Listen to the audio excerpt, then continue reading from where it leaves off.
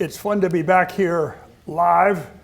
Although I must say the Studio 46 did a spectacular job helping to produce these Zoom meetings that we had. And I hope you all, recognizing we couldn't be here together, enjoyed those.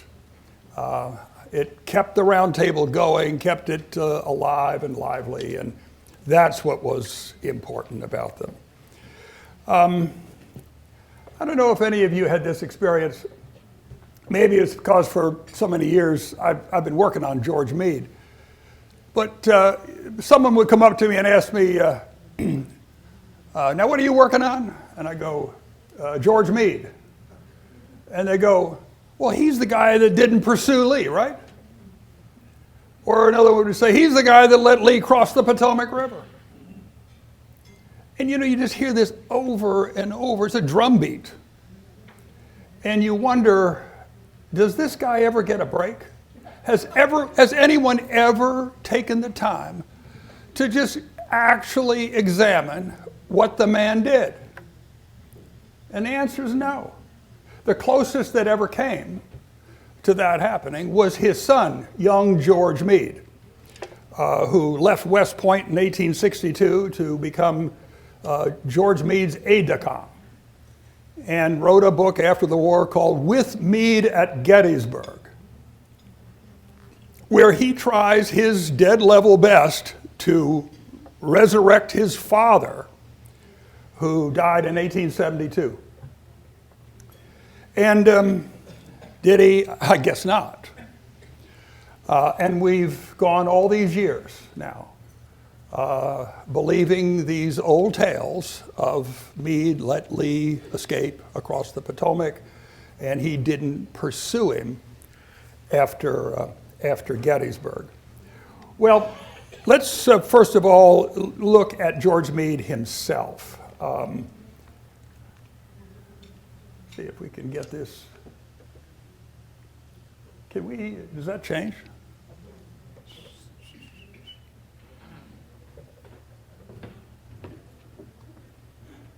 Oh, there he is. Oh, okay. I was hitting the wrong button. That always helps, doesn't it? This is George Meade taken some months after the Gettysburg campaign. He's wearing the shoulder straps of a major general. And as you can tell in the photograph, he's a very tall man. He's over 6 feet 2 inches tall. Now, in Civil War parlance, that is a very tall man. Most men were not that tall. And whenever you see Meade photographed with other officers standing, and there are a number of great photographs of that extent, he is a giant compared to many of those who were around him. To give you a little bit of his background, he, at the time of the Gettysburg campaign, was 47 years old. And he is 47 in that picture. His birthday is December 31st, born in 1815, and he was born in Cadiz, Spain. His father, I saw a newspaper clipping once that said, George Gordon Meade, did you know he was a Latino? George Meade's father was a merchant who, at the time of George's birth, was trading in Spain, had a business in Spain, until he was arrested by Napoleon and put in prison until the State Department got him released because Napoleon didn't want any war with the United States over Mr. Meade. But he was born in Spain. His family was all from Philadelphia. His mother, Margaretta, a sergeant, was the daughter of the congressman from Philadelphia, John Sargent. And to that union, there were 7 children born. And at the time of the Battle of Gettysburg, the oldest was 22, and the youngest was 8. He was, again, over 6 feet tall. He was he was 28 years out of the United States Military Academy. And before the Civil War, George Meade served in the topographical engineers. He was the one who helped survey the Great Lakes. He also helped build and design lighthouses from New Jersey all the way to Florida.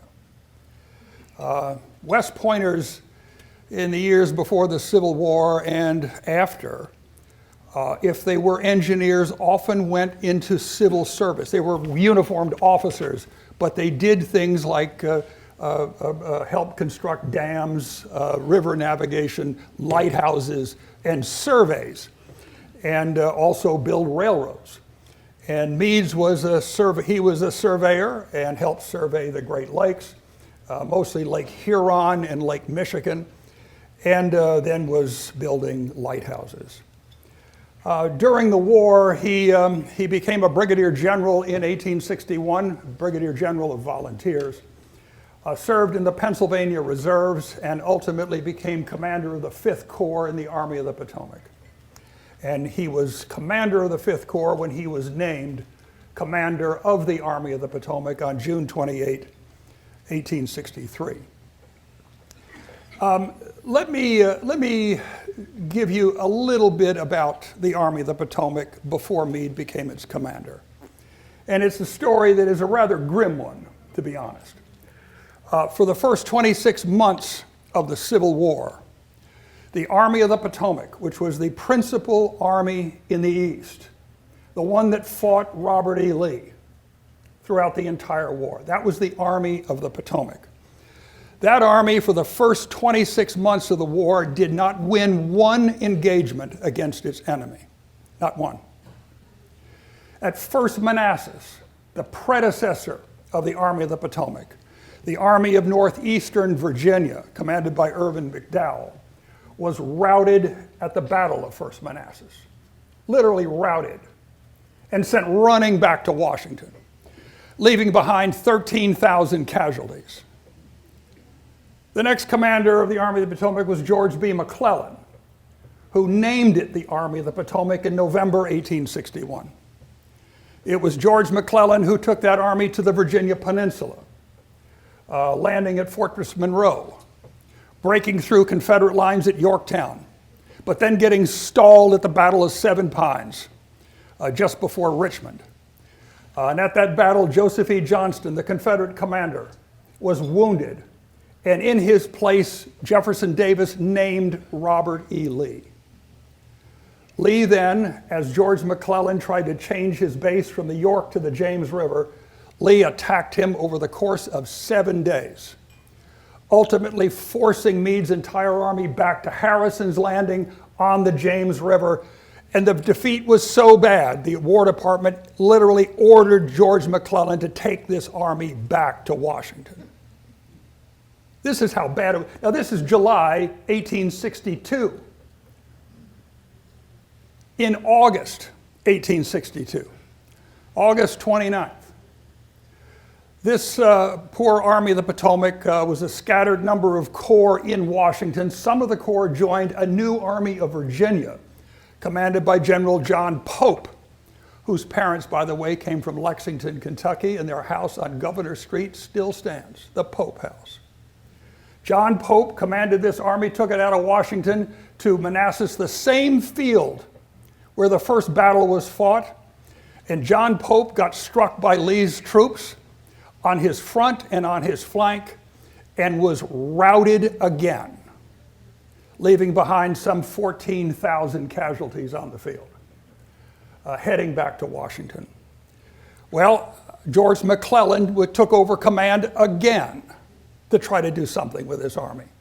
Lee at that time invaded Maryland, actually attempting to do what he ultimately did during the Gettysburg campaign, and that is forage in Pennsylvania. George McClellan did manage to chase Lee to a standstill at South Mountain, and then again Lee withdrew to the heights above Antietam Creek, where George McClellan tried to strike him, and George McClellan struck him 3 different times at 3 different sectors of that battlefield, each one failing. And then we had, in that wake, what was the bloodiest day in American history. 27,000 casualties from dawn till dusk at Antietam. Lee quietly withdraws back across the Potomac River, and McClellan doesn't move at all until Abraham Lincoln shows up and asks, "Why the hell aren't you moving the army?" McClellan ultimately in October moves the army and ultimately is replaced by Ambrose Burnside. So here we go. You can only count up the casualties thus far. Lee withdraws to Fredericksburg, Virginia, to protect the approaches to Richmond. And as he does, Burnside follows to Falmouth across the Rappahannock from Fredericksburg. And on December 13, after laying bridges across the Rappahannock River, Burnside attacks Lee in a bloody melee. Ultimately, Burnside's troops are forced back, and another 16,000 casualties lie on the battlefield. Burnside tries in January to flank Lee by moving up the Rappahannock River and then crossing at Banks's Ford. The only problem was that it rained and sleeted so hard during that it became known as the Mud March. And finally, poor Burnside was relieved of command, and in his place came Fighting Joe Hooker. Joe Hooker took over command of the army. Then he himself developed a plan to move across the Rappahannock River to get behind Lee, who was still at Fredericksburg. He did so. Lee turned around, faced Hooker's army, sent Stonewall Jackson's wing around the Union right flank, unnoticed completely. And on May 2nd and 3rd, Jackson struck what was literally the rear of Hooker's army and routed them again. That could have been one of the most remarkable tactical victories of the entire Civil War. The army was utterly walloped. Another 14,000 casualties lay on the field. These are just Union casualties now. And another defeat. Now, you know what happens? These are all volunteer armies. The Army of the Potomac consisted of nothing but volunteers then. And you wonder, who would volunteer to join an army like that? Well, nobody. By March, it became clear that nobody was volunteering to join the Union armies, any Union regiment that might go to Virginia. So with that, the Lincoln administration and the Congress institute the draft. Now, drafts are never popular, but this draft was particularly unpopular. Who would want to be drafted to go into these armies? Well, very few. In fact, so few, they were fearful of civil disobedience in all the major cities in America, particularly New York. And it is interesting that by the time the fighting had ended at Gettysburg and the armies were approaching the Potomac River, riots broke out in New York. And much of Manhattan was in flames. There were deaths in the streets all over the draft. So picture yourself Abraham Lincoln as the commander-in-chief. What do you do? What on earth do you do? And this is now before George Meade is named commander of the army. What on earth do you do? Well, one officer in the Army of the Potomac who was very popular and was a good friend of George Meade's, another Pennsylvanian, was John Fulton Reynolds, Major General, commander of the 1st Corps of the Army of the Potomac. He seemed to be a rising star to most people. And indeed, he was a consummate soldier. He looked the part, too. And on June 2nd, apparently, John Reynolds met in the White House with Lincoln, Edwin Stanton, the Secretary of War, and Henry Halleck, the equivalent to our modern day chief of staff of the Army. And they offered him command of the Army of the Potomac. And his response to them, at least this is what he said to George Meade, who he had great confidence in, who he liked. The two of them liked one another very much. He said to Meade, they asked me to become commander, and I said to them, I don't want to pick up Burnside's and Hooker's leavings. That's how he felt. So that being rebuffed on June 2nd, Lincoln and his war cabinet were left with, what do? Joe Hooker's still commander of this army. And what was happening? Well, on June 2nd and June 3rd, Lee's army began its move from Fredericksburg north. And this is a move that would take that army across the Potomac River on the 14th and 15th of June and into Maryland. Many of them crossing at a place called Williamsport, Maryland, Falling Waters, just downstream from Williamsport, just below Hagerstown. And from there they moved north toward Chambersburg. And then elements of that army moved across the South Mountain Range to Cashtown, through Gettysburg, and all the way to York. Some went as far east as the Susquehanna River. Confederates. Now, again, you're Lincoln, you're in the White House. How do you address this? Who do you address it with?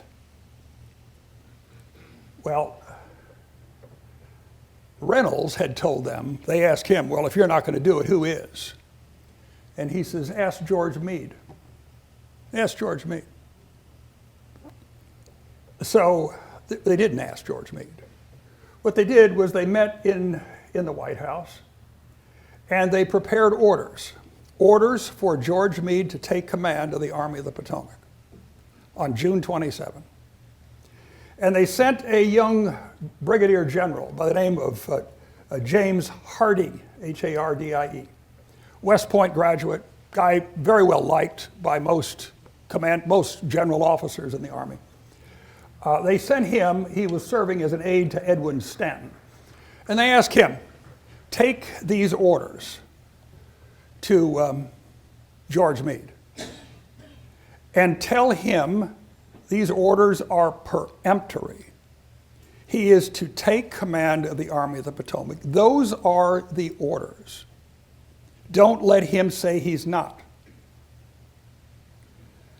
So at this moment, the Army of the Potomac was following Lee.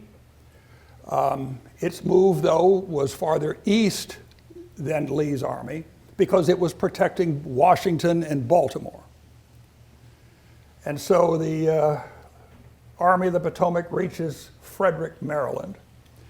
And there, all 7 of its corps had settled down. And George Meade was commanding the 5th Corps. His position was somewhat southeast of Frederick, along the Baltimore and Ohio Railroad tracks. And General Hardie is on the train moving toward Frederick. He arrives at Frederick sometime around 1 in the morning. The Baltimore and Ohio Railroad had a line that went from Baltimore straight through to Frederick and then on down toward Harper's Ferry, across the Potomac, and all the way across what is now West Virginia. And it was a mainstay. It was the railroad at this moment that is supplying the Army of the Potomac. So he's on the B&O Railroad. He gets off the train, has a pocket full of cash. He hires a hack and his buggy and has him take him to George Meade's headquarters. They find out where it is, and he gets there. He gets there around 3 in the morning. And he arrives at George Meade's tent, and the young sentry announces James Hardie from the War Department is here to see you. Meade wrote his wife, Margaretta, who he adored, by the way. And I have to say this too about George Meade. George was a very religious man.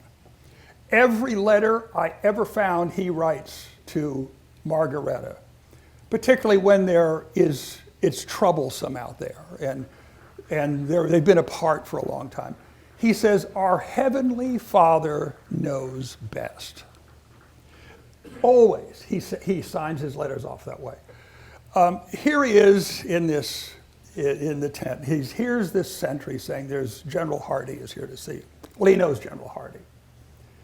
And he writes Margaret and he says, I thought I was under arrest.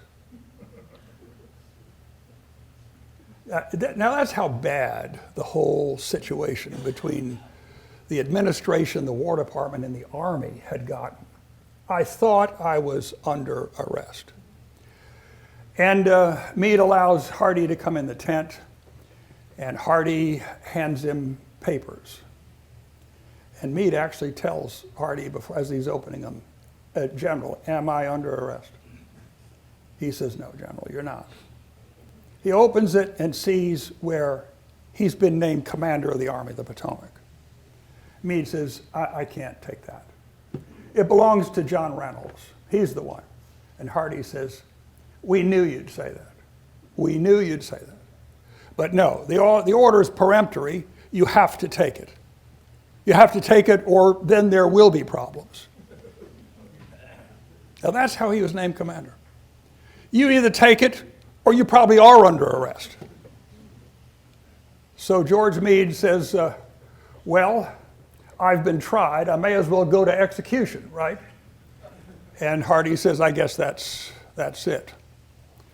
So Meade gets himself dressed, and he and Hardee and his son, George Jr., ride over to Hooker's headquarters at Prospect Hall, an old Greek Revival mansion just southeast of Frederick that's still standing, where Hooker's headquarters were located.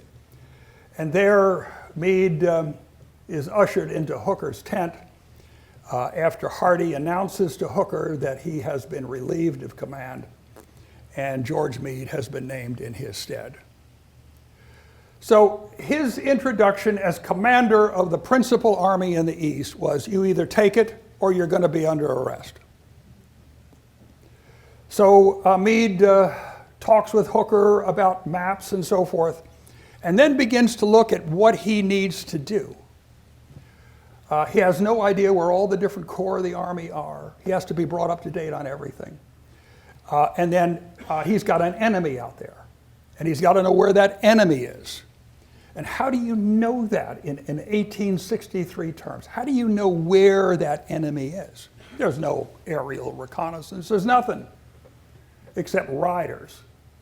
And he's getting information from civilians coming in from across the mountains to Frederick. He's getting information from some cavalry. But he's got 91,000 troops in this army. He's got 60,000 horses and mules in this army. All of them have to be fed. All of them have to be shoed. And he's also got to know what to do with them once he finds anything about this enemy. And if he doesn't find anything about this enemy at this time, he's got to move so he can. So to his amazing credit, George Meade, in one day, develops a plan to move this army. And it's to move it due north. He has gotten information that the Confederate forces have been seen along a turnpike that comes from Chambersburg to Cashtown to Gettysburg and on to York and to the Susquehanna River. And there are elements of Lee's army on the west end of this turnpike, and then on the west end and on the east end. And some have been spotted north of a town called Gettysburg. Now, one thing Meade's orders also told him was that he can do what he wants with his army, but you must make sure you protect Baltimore and Washington. Those people were totally paranoid that some enemy might get in there, particularly Washington. So anything he did was fine, but you got to protect Baltimore and Washington. Well, Meade decided to move his army the next morning. He issued orders the very night he had been named commander of the Army of the Potomac. And the object was to move north to a position in Carroll County, Maryland, just south of the town of Gettysburg. And there wait along what appeared to be a sizable creek known as Pipe Creek in Carroll County, just below the Adams County, Pennsylvania border. And so this army on June 29 marched 29 to 30 miles in order to get in position along that creek. Now I'm going to show you a map here in 1 second. I want to tell you one other thing before we get too farther down into the movement is this army that Meade has assumed command of. The best way to put it is in deplorable shape. More than half the Army of the Potomac is barefoot. They have not gotten regular shipments of fodder for the animals or subsistence stores for the men. They hadn't gotten clothing. I mean, this is literally since Fredericksburg. And this army is in serious disarray. And being on the B&O Railroad, I mean, he could get shipments in, and he had shipments planned. But it's interesting that no sooner did the day end on June 28th than message came to George Meade that Jeb Stuart and 3 brigades of Confederate cavalry and a battery of artillery have crossed the Potomac River at Seneca Falls and had demolished the bridges on the Baltimore and Ohio Railroad and cut all the telegraph wires between Frederick and Baltimore, which means that George Meade, for the first day of his command, would be completely out of touch with the War Department. And that no supplies that army had ordered could possibly make it to the army now because the Baltimore and Ohio Railroad is shut down. And he's got half his men barefoot. So nevertheless, that army moves north. And let's go to the first map, if we can. There we go. Okay, we're going to have to blow the maps up so everybody can see. Okay, there you go. Can most of you see that? All right. We're going to have another one here. Over here, can you see the names of the towns and so forth? Okay, good. Okay, the map you're going to be looking at is a map of July 1. Let me just tell you, George Meade decides on June 30 that what he wants to do is move north, and you can see the town of Gettysburg, and you can see the road I'm talking from Chambersburg to Cashtown to Gettysburg, and then you can see it extend on to, it goes just north of Hanover, it's the York Pike, all the way to York, Pennsylvania, and then on toward the Susquehanna River. That is the famed Chambersburg Pike.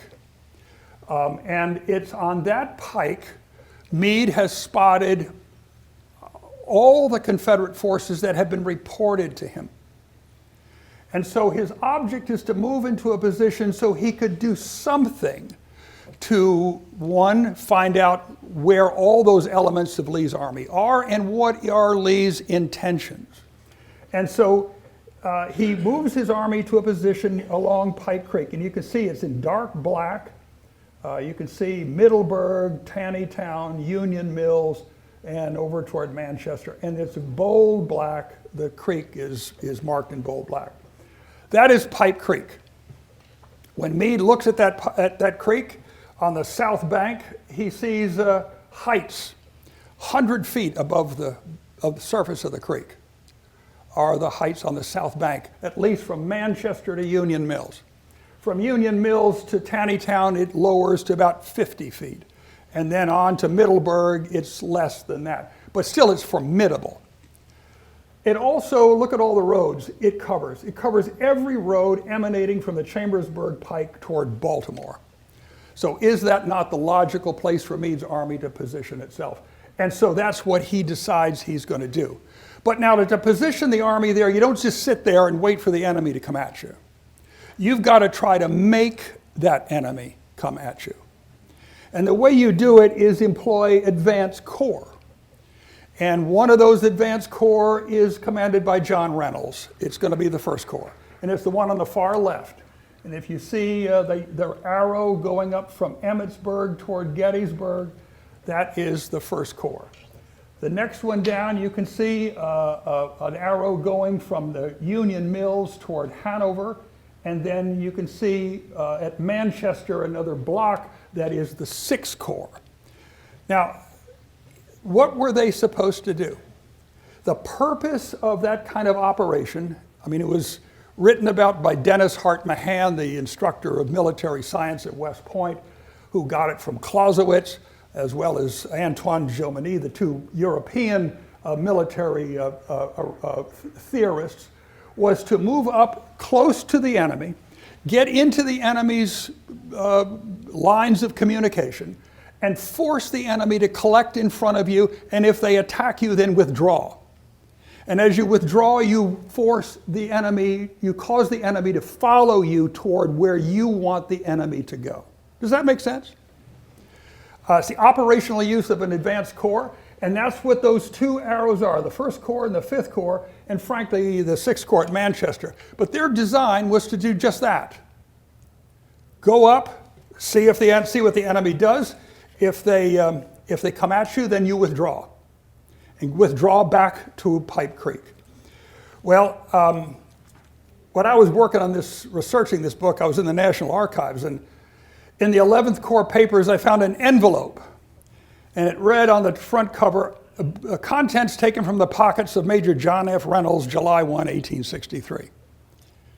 And in that package of envelope was a letter in the handwriting of George Meade. And this is what he said to Reynolds. He says, he's already ordered him to Gettysburg. In case of an advance in force either against you at Gettysburg or Howard at Emmetsburg, you must fall back to Emmetsburg and I'll reinforce you with the corps nearest you, which are Sickles at Taneytown and Slocum at Littlestown. So there you are. Go up, if he attacks you, you fall back. He said the same thing to all the other Army Corps he sent forward in the famed Pipe Creek Circular, issued the next morning, July 1. If they attack you, you fall back. And he gave them explicit positions as to where to go. Now I'm going to tell you, a lot of historians have said, who have never really bothered to look at George Meade, that the Pipe Creek thing was just a contingency. Does this sound like a contingency to you? I mean, it sounds like this is his plan. And of course, it was George Meade's plan.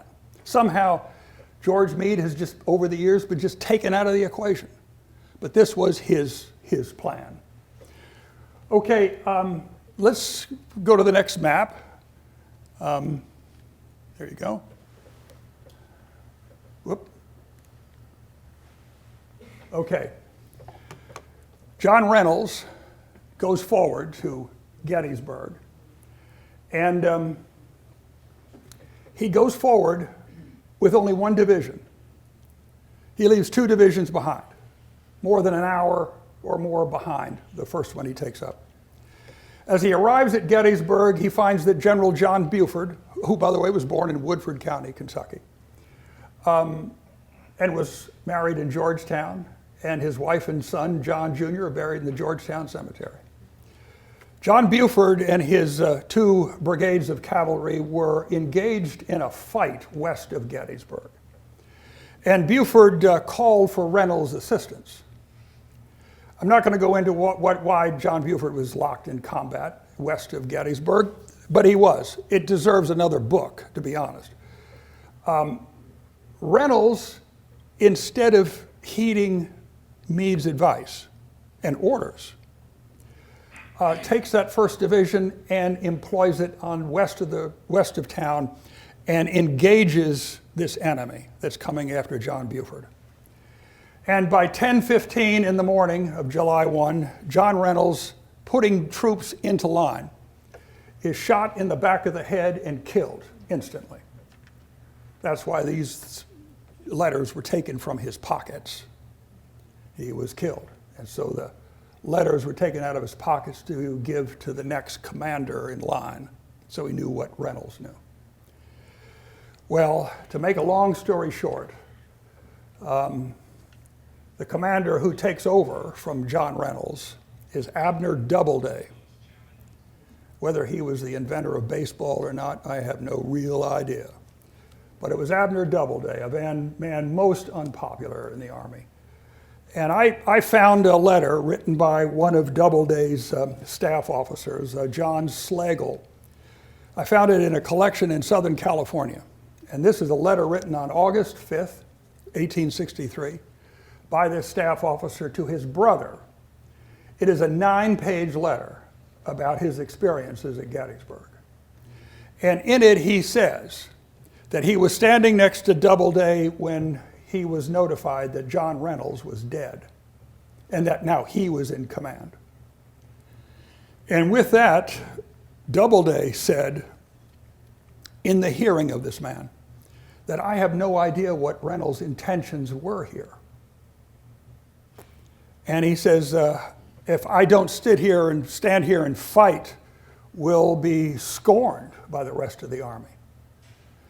And the reason he did not know what Reynolds' intentions were was that earlier that morning, Reynolds had told him, this Doubleday wrote after the war, Reynolds had told him, don't worry, if we're attacked, we're to fall back to Emmitsburg.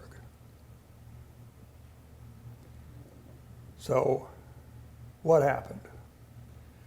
Well, Reynolds is killed, Doubleday's in command. He calls up the 11th Corps behind him. The 11th Corps arrives, deploys north of Gettysburg. And the Confederate forces strike from the west, then from the north. And by the afternoon, both the 1st and the 11th Corps are routed. They flee through the town. Many of them gather on Cemetery Hill and Culp's Hill, east of Gettysburg, Heights, east of Gettysburg. They join Otto von Steinwehr's division of the 11th Corps on Cemetery Hill, which was, he was placed there by General Howard as they came on the field in case something like this happened. And now you've got a disaster on your hand. This sounds like every other battle ever fought by the Army of the Potomac. George Meade only gets knowledge of the disaster in near mid-afternoon, July 1. It takes 6 hours for a rider to get from Gettysburg to his headquarters at Taneytown, and that's 14 miles. So imagine how difficult it is to, as an operational commander of an army, to know what's happened. Well, on July 1, one of the things George Meade had done is he had to concern himself with feeding his troops and his animals and getting the necessary supplies and ammunition for the army. And if you can see on this map we've got up there, right on the edge, it's better seen on this one, you see the word Frizzleburg. Just to the east of it, you see west. That is, it looks like W-E-S. It's actually Westminster. And you can see much more Westminster here. Westminster was determined by George Meade on July 1, among all this other stuff, to become the supply base of the Army of the Potomac. It had a railroad line that ran to Baltimore, one track. It had no telegraph.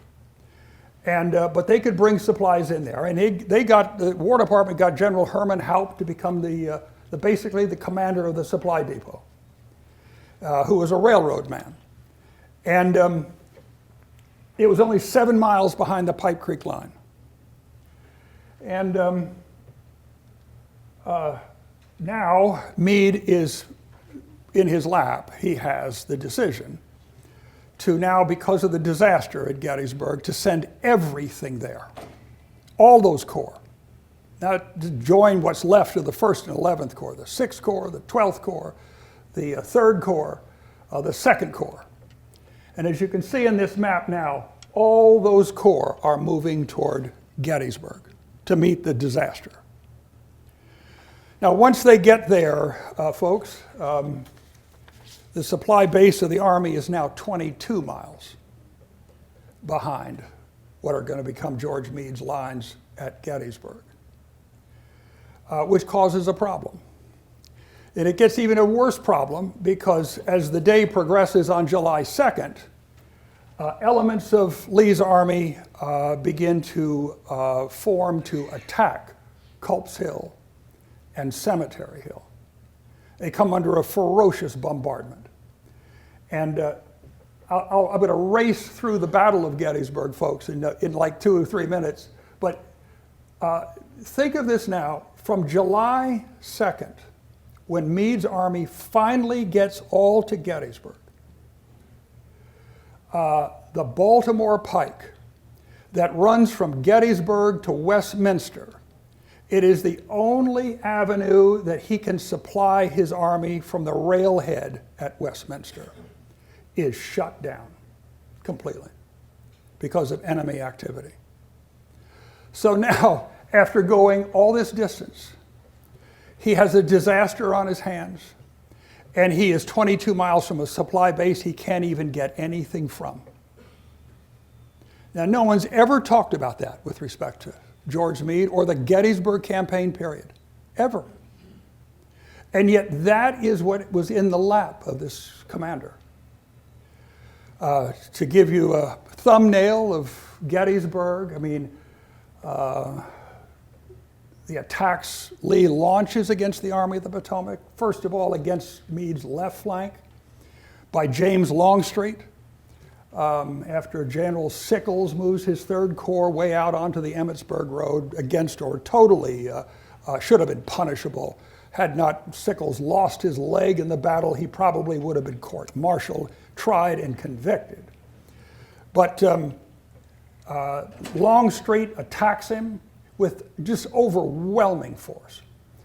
And George Meade, to respond to that, literally himself orders 5 different divisions from 3 different Army Corps, including 2 protecting the Baltimore Pike, into the fighting in the wheat field, the peach orchard, Little Round Top. We all heard about Joshua Chamberlain. He's from the 5th Corps. All of them come in under orders from George Meade, and Meade sits on his horse right behind the battle lines, directing that traffic.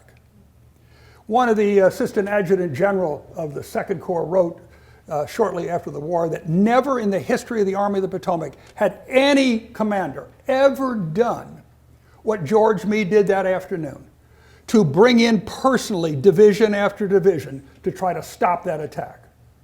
Ultimately, by nightfall, he succeeded. The attacks wore out, but his army had suffered terribly. In the midst of it, his horse, Old Baldy, was shot down. The bullet went right through George Meade's pant leg and trousers and into the saddle and into the belly of the horse. And it's his favorite animal. And it shows you how close he was to the fighting. That night, the Confederate attacks were launched against Culp's Hill and Cemetery Hill. Both of those attacks failed, but well into the night. And those gunfire continues so that the traffic up and down the Baltimore Pike still was dead, was impossible. So on the night of July 2nd, Meade holds a council of war. And he gets from his commanders that this army of 91,000 now has approximately 56,000 left. This is after one day. One day. And still no one's been fed, no horse or mule's been fed.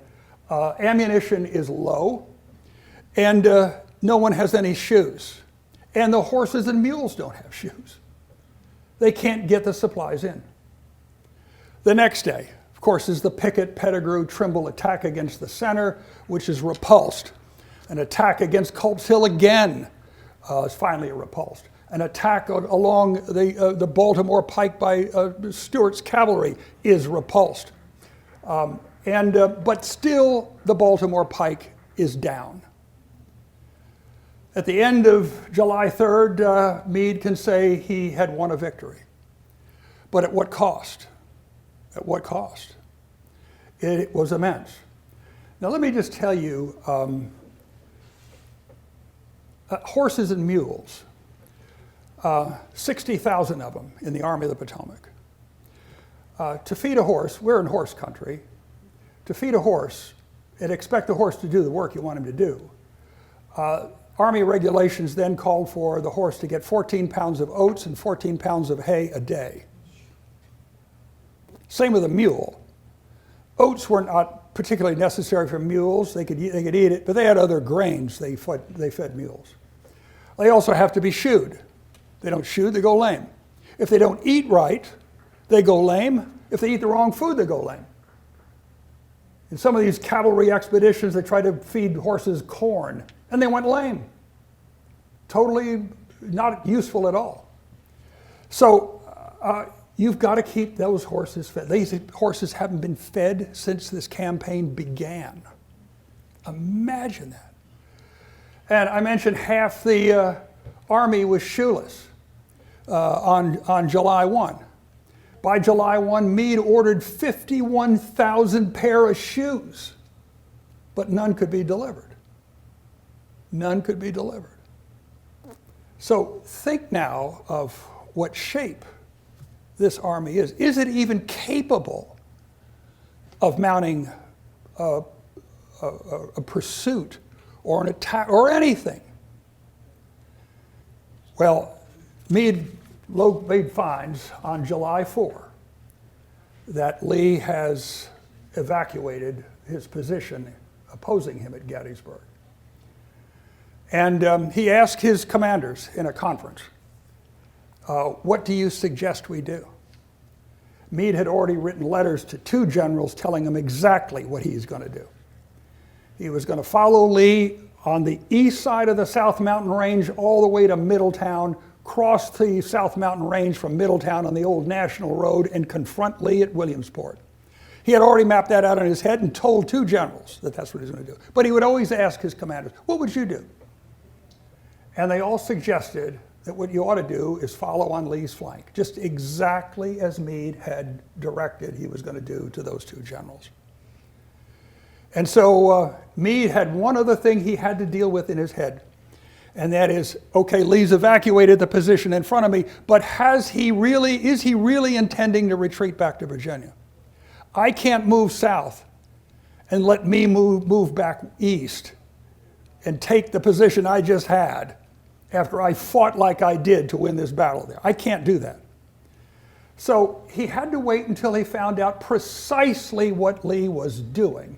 And he finally got information from General Neal's cavalry brigade in the South Mountain Range that Lee was actually moving toward Waynesboro, Pennsylvania, and Hagerstown. That's all Meade knew, and he set his army in motion. And we have another map right here. There, by the way, you can see the Confederate attacks. You see Newton, and then you can see Johnson attacking, and then Early up there. You can see the attacks against Cemetery Hill and Culp's Hill, and then you can see the Baltimore Pike running right down toward the bottom right of the screen. This is the movement of all of Lee's corps toward the Potomac River to pursue Lee on his flank. And you never, by the way, people are, why didn't you just follow him? Karl von Clausewitz said there are three gradations of pursuing an enemy. One, you can follow him if the terrain permits, meaning it's flat. Two, you can use elements of your army to strike his flanks. And three, you can follow him on a parallel course. And usually if there's hill country between you and the enemy, that's the desirable way to go. Meade is a classical military man, and he followed precisely what Clausewitz would have recommended. And that's why he follows on a parallel course.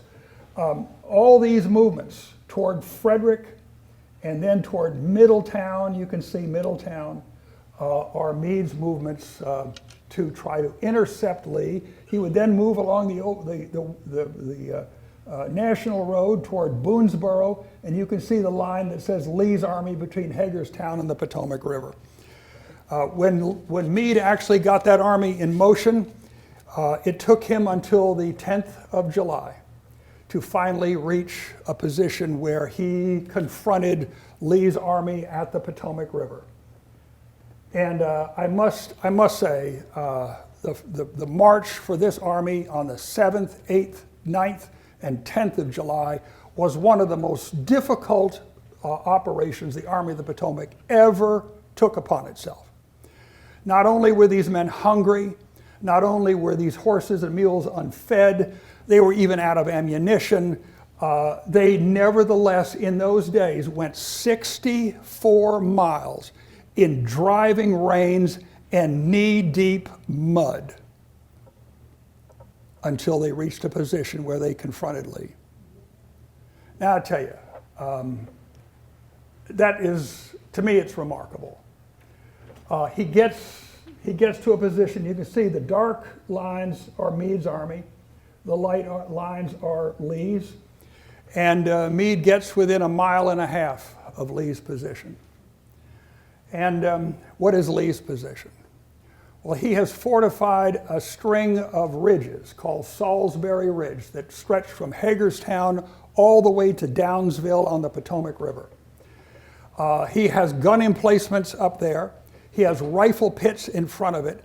And if you were to try to attack that position, you would have to cross a stream that was swollen, Marsh Creek, that's swollen such that it came up to the armpits of the soldiers. Then you'd have to go 1 mile farther ahead through, that was a steady incline, some 150 feet above the surface of that stream. But you have to go nearly 1 mile, going up all the time, across in front of rifle pits that were all lined up in front of those ridges. And then on the ridges were all the field artillery. It was just an impregnable position. Lee's engineers put that together under Lee's supervision, by the way, in literal days. And at the same time, in 68 hours, Lee managed to get a bridge built across the Potomac River out of using boards from barns. And to make those watertight, he'd take tar off the roofs of barns and they'd melt it and slather those boards with it so that they would be airtight, watertight. And in 68 hours, those engineers built a bridge 800 feet long with 29 pontoons, all from scratch. I tell you, I've never seen anything quite to match the capability, one of Lee, but of his engineers. It's just a remarkable thing. Nevertheless, that's what confronted Meade. He wanted to attack, nevertheless. And many of his senior officers asked him, told him, I don't think we should. We'll get butchered here. He called a council of war. And in the council of war, they resolved not to make a direct attack because it simply would not succeed. And by the way, it would not. Every commander who saw Lee's positions after the fighting was over and Lee had evacuated the position said this was as elaborate as it was later at Petersburg, Virginia, at the end of the war, in terms of the sophistication of the trench lines.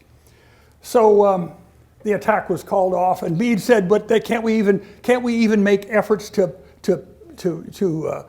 pry those lines and see if there's a weakness?" And they agreed to do that, but it simply revealed nothing more than heavy strength ahead of them. And so Meade resolved the next morning he would try again.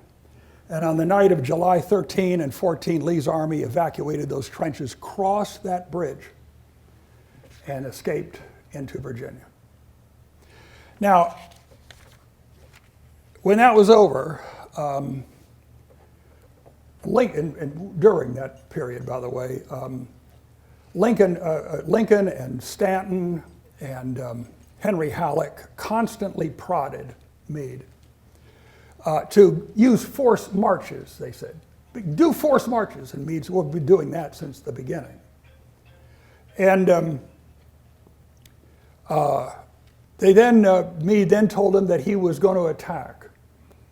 And then later in that day after the council, he said, we decided against it because the Council of War agreed with me not to. And Halleck said to him by a dispatch, councils of war, they never fight. There was absolute friction now between Meade and Lincoln, the Lincoln administration and the War Department. And when Lee escaped, of course, Halleck wrote Meade and told him how disappointed the president was. And you could make that up by actually moving this army with speed. And Meade then tendered his resignation. I told his wife, Margaretta, that I was afraid of this. These people are totally unrealistic, and they expect me to do miracles, and I can't do those. They wouldn't accept his resignation. But at the end of this campaign, you get Lincoln saying things like, if Meade had only stretched out his hands, the enemy would have been ours. Ask that of the common soldier who was in the middle of this. And by the way, between Gettysburg and this position at the Potomac River of Meade's, that army had lost. I told you how these horses had not been fed. They had lost 14,000 horses, according to the Assistant Quartermaster General of the Army, who was the one who was counting those. 14,000. And there were 1,900 horses were lost on the battlefield. Another 10,000 became lame during the operations after Gettysburg. And another 2,000 were simply abandoned. They were so weak, unable to carry out their mission. But altogether, 14,000.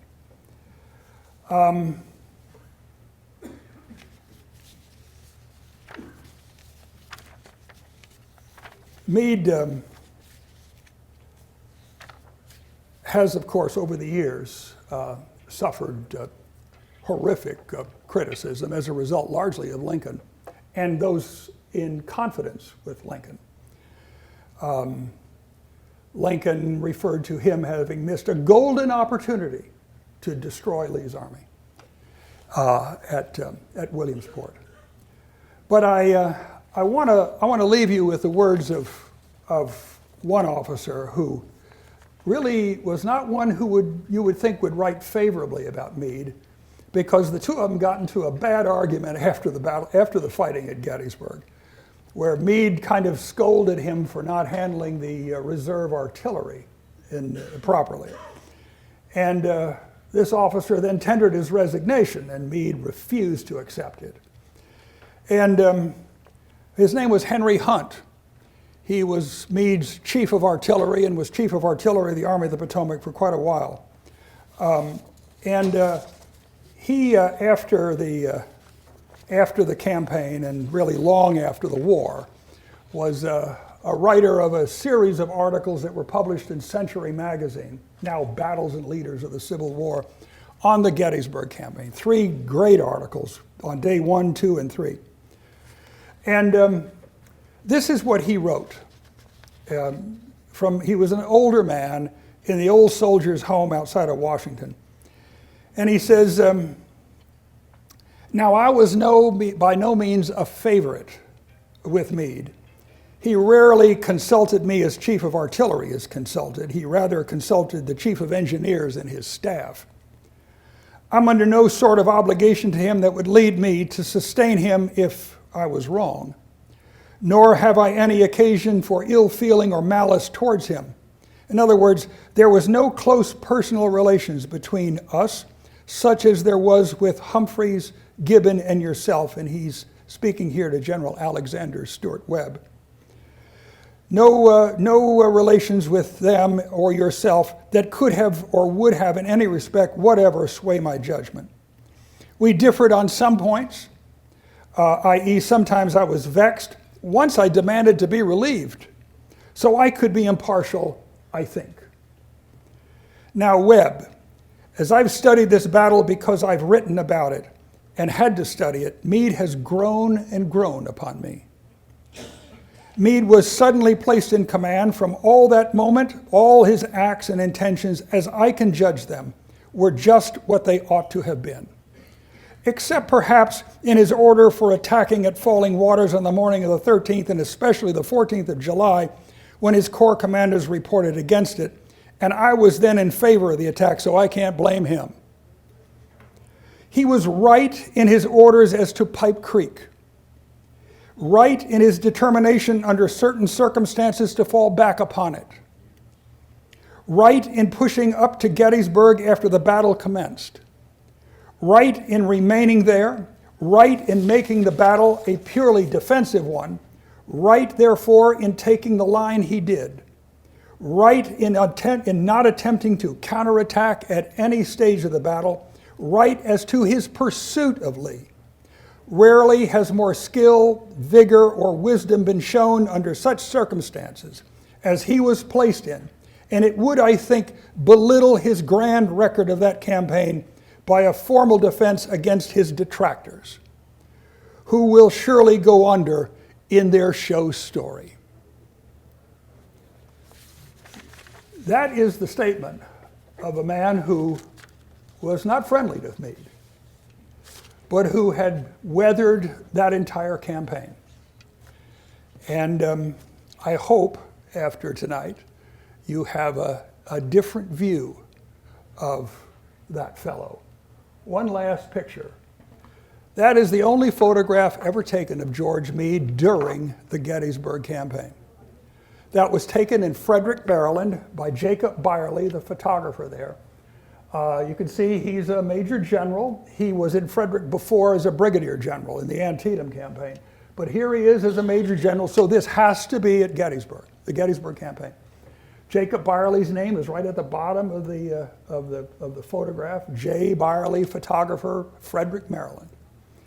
So there is the general as he would have looked. Thank you guys very much.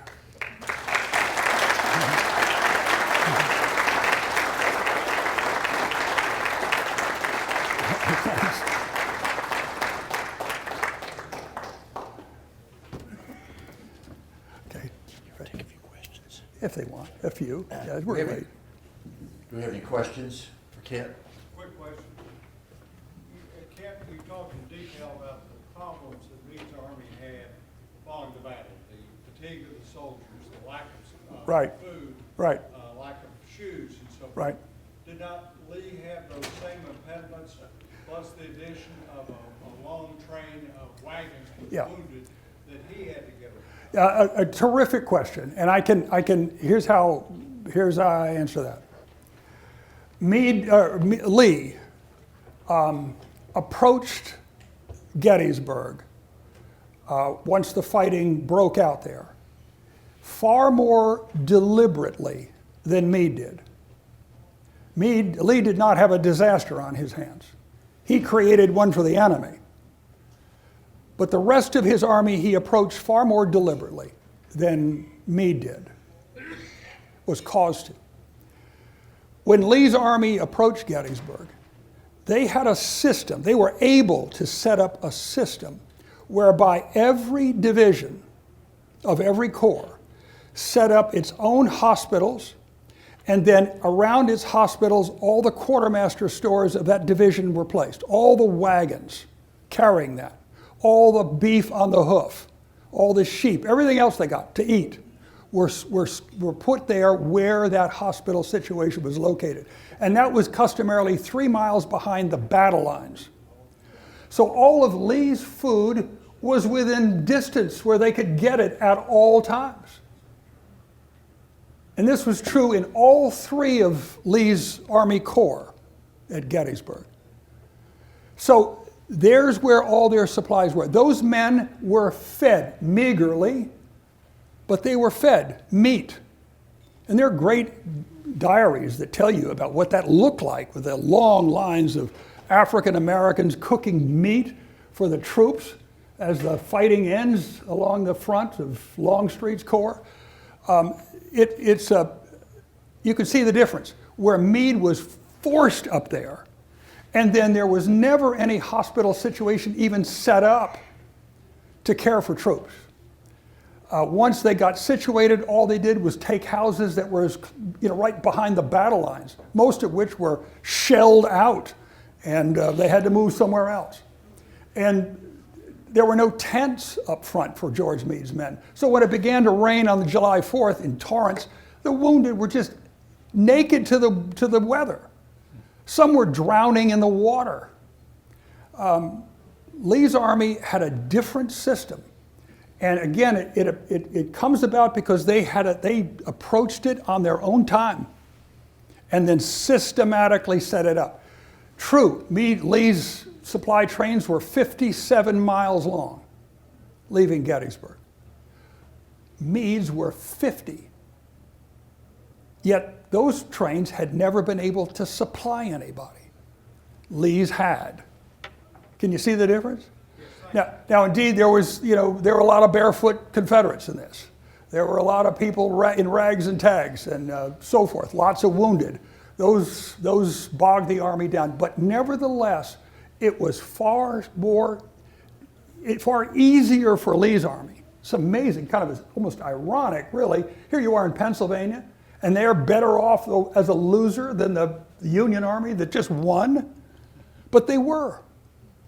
Just because of that. It shows you the power of knowing how to supply an army properly, feed them, equip them, shoe them. And Meade knew that, but never could exercise it because of the circumstance. Other questions? Yeah. Could you elaborate a little on why Meade thought he was going to be arrested? Because a number of generals in the army fighting in the East had been arrested. The commander at Ball's Bluff General Stone was arrested. I've got to say this. There was a real disconnect between most of the senior command in the Army of the Potomac, a disconnect between them and Lincoln. Lots of them had trouble with Lincoln. And it's not as though they were Democrats. I wouldn't think, if you asked Meade, he wouldn't tell you anything. They didn't like politics. But they had trouble with this administration, and largely it arose out of arrests. But General Stone, right after Ball's Bluff, was arrested. And so it became kind of a thing. Am I going to be arrested too? Oh. Does that help? Anybody else? Yes. I like your tie. Thank you. You've given us the story of Meade at Gettysburg. You know a lot about Meade. What about Meade in the wilderness? And what about his relationship with Grant after Grant came east? Let's say they had a fine, I'll just say this. I don't want to get into that. That's for another speech. He and Grant had a fine relationship, frankly. It was different. Meade never ceased to become commander of the Army of the Potomac, all the way to Appomattox. And, but he was a major general and Grant was a lieutenant general. And Grant chose to travel with the Army of the Potomac as commander-in-chief of the armies. So Meade was subordinate to him. And he accepted his position as subordinate as a soldier, all the way through. I'll tell you a fun story, we'll close. At Appomattox, Meade and Lee had served together on the staff of General Winfield Scott at Mexico City during the Mexican War. And naturally, Meade, over the course of the war, gained a healthy respect for Lee as a commander, as an operational commander. And frankly, Lee was almost peerless in his exercise of command as an operational commander. And Lee had just surrendered, and Meade wanted to go and see him. So Meade and a couple of his staff officers rode into the Confederate lines and asked for Lee's headquarters, and they were directed to it. And as they came to a halt and dismounted, Lee came out of his tent and approached them. And Meade goes up to Lee and he says, "General, I don't think you remember me, but I'm George Meade." And Lee says, "Oh, I remember you, George. You're a little grayer now than you were then, though." And Meade says, "And no small amount of that is due to you." Thank you.